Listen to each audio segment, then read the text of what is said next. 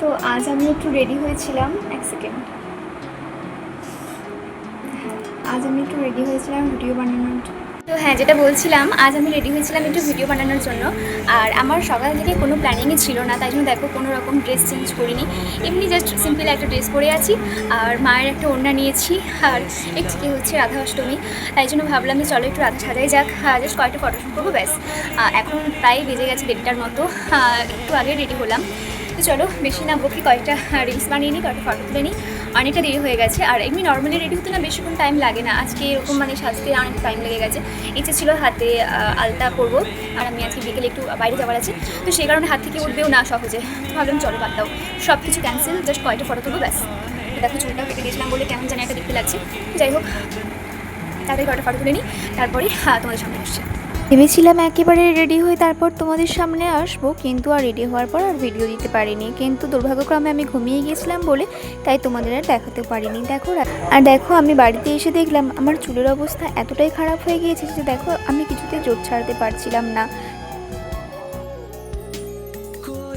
তো আজকে তো বললামই, আজকে আমি রোড গিয়েছিলাম, প্রায় 1.5 ঘন্টার মতো হয়ে গেল আমরা চলে এসেছি।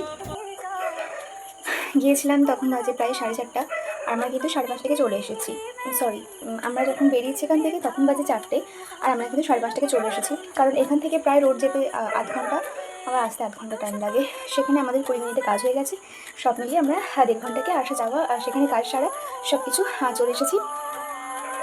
তো যাওয়ার সময় তোমাদের দেখাতে পারিনি। আর দেখো আমি এই চশমাটা নিয়েছি নতুন, আগে একটা ছিল আমার দিদির বিয়ের সময় স্কাই ব্লু কালার, আর তারপরে চশমাটা ভেঙে গিয়েছিল, তারপরে ছিল ব্রাউন কালার, আর এখন একটা হালকা পিঙ্ক কালার নিয়েছি। আর এরকম চশমা আমি এখন পর্যন্ত একদিনও পরিনি। তো ফ্রেমগুলো একটু বড় সাইজের নিয়েছি, আর হচ্ছে হালকা লাইট পিঙ্ক কালারে নিয়েছি। তো কেমন লাগছে তোমরা কিন্তু জানিও, ভীষণ গরম লাগছে। দেখো আমার মুখটা দেখলেই তোমরা বুঝতে পারবে কতটা পরিমাণে গরম লাগছে।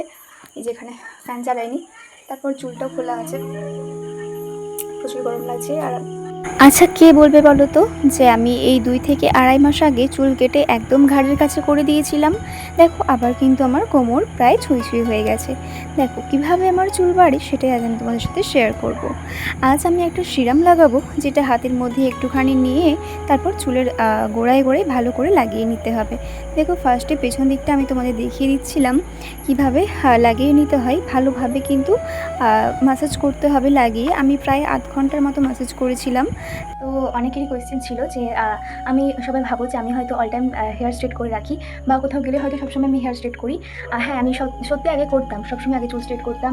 তো এখন আমার সেটা দরকার পড়ে না। আমি এখন এই একটা সিরাম ইউজ করি, এটা আমার ভীষণ কাজে দেয়। আর আরেকটা আমি একটা বাড়িতে আর কি একটা রেমেডি তৈরি করে আমার হেয়ারের মধ্যে স্প্রে করি, বা আমি যখন শ্যাম্পু করি তার আগে ওটা লাগিয়ে শ্যাম্পুটা করে নিই। তো সেই কারণে আমার হেয়ারটা দেখো এত সুন্দর হয়ে গেছে।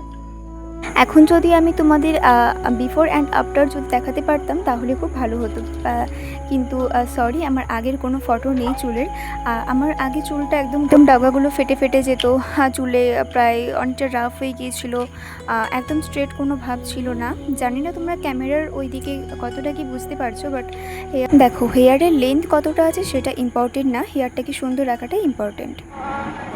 তো আজকে আমি একদমই নর্মাল ক্যামেরাতে একটা ভিডিও বানাচ্ছি, বলতে পারো ফার্স্ট টাইম। আমি এর আগে কখনো ক্যামেরাতে ভিডিও বানাইনি, মানে কখনো মানে ইনস্টাগ্রামে বা অনেক জায়গাতে ভিডিও বানিয়েছি, বাট নর্মাল ক্যামেরাতে আমি কখনো ভিডিও বানাইনি। আর আমার ফোনের কিন্তু সেলফি ক্যামেরাটা খুব একটা ভালো না, তো তাও তোমাদের সাথে একটু শেয়ার করছি। আর ব্যাক ক্যামেরাটা ভীষণ ভালো যদিও।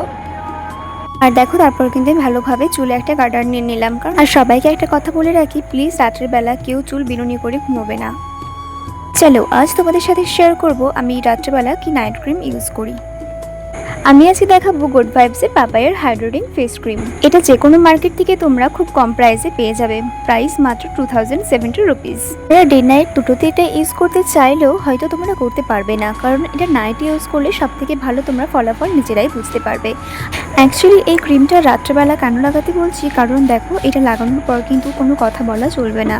এটা ইউজ করার পর তোমরা এর ফলাফলটা 1 মাসের মধ্যেই বুঝতে পারবে। তাই প্রতিদিন নাইটে এটা লাগানোর পর সকালে উঠে দেখবে অনেকটা স্কিনটা ময়েশ্চারাইজ অ্যান্ড গ্লো করতে সাহায্য করছে।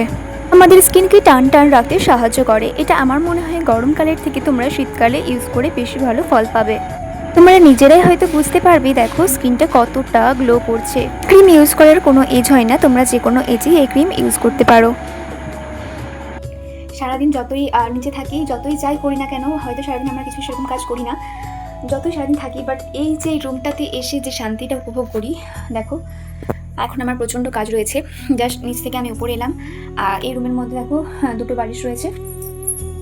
এই বালিশটা কিন্তু আমার, এটা আমার কাকুর, আর পাঁচ বালিশটাও আমার।